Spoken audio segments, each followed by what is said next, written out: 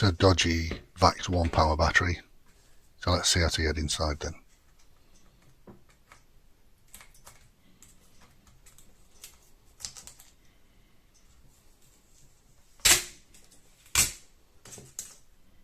Two T10 Torx security screws.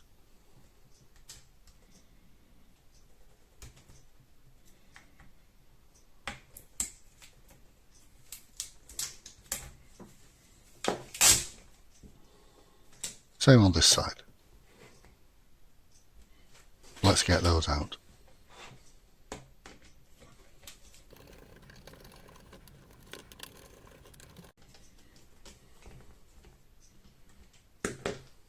Last time I did this, it came apart fairly easily, but not this time, so let's find out why.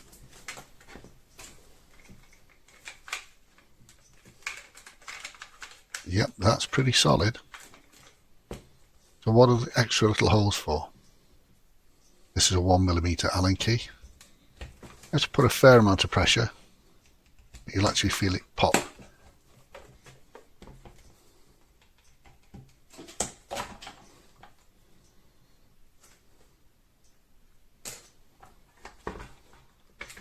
And we're in.